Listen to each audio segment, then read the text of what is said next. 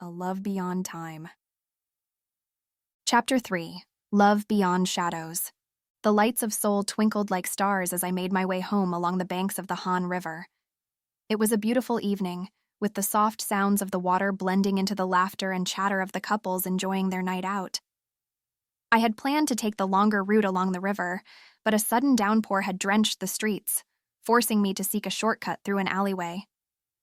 As I stepped into the dimly lit alley, I felt a jolt of unease. Before I could react, a hand yanked me into the shadows. I stumbled, landing on the cold pavement as a figure loomed over me. Panic surged through me and I opened my mouth to scream, but a rough hand covered it. "Shut up or I'll kill you!" the voice hissed.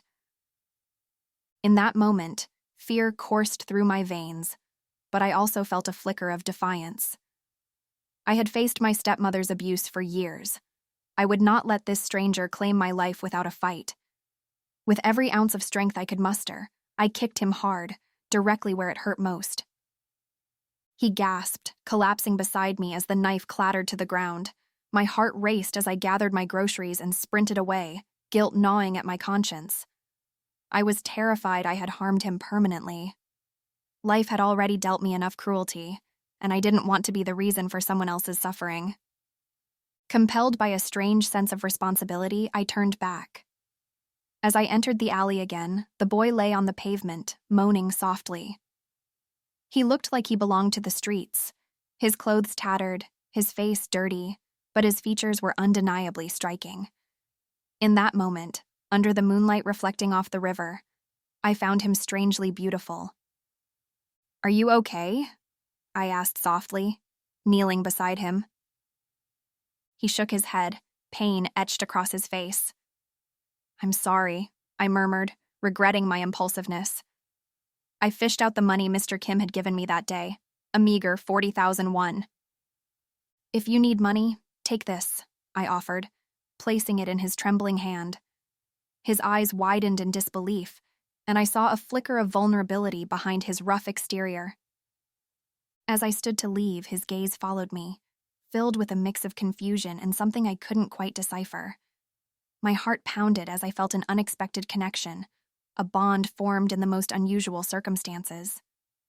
"Wait!" he called out, his voice raspy. "Why are you helping me?" I paused, turning back. Because I know what it's like to struggle, and no one deserves to suffer. In that moment, the shadows of the alley felt less suffocating, and the distance between us seemed to vanish. I took a step closer, intrigued by the depth in his dark eyes, a reflection of the battles he must have faced. As the rain began to fall softly around us, a spark of hope ignited between us, blending with the gentle rhythm of the river. Perhaps this was a moment that could change our lives, an opportunity to rewrite our stories amidst the chaos. "Can I see you again?" he asked, vulnerability breaking through his hard-end exterior. I hesitated, contemplating the world we lived in, a world of judgments and fears. But in the dim light of that alley, I felt an inexplicable urge to connect, to break free from the chains of our pasts. "Meet me at the Han River tomorrow at sunset," I replied, my heart racing. "We'll talk." As I walked away, I felt his gaze lingering on my back, a silent promise forming between us. The stars shone brightly above, illuminating a path of hope, love, and the possibility of redemption. In a city filled with shadows, we had found each other, ready to navigate our lives together, one step at a time.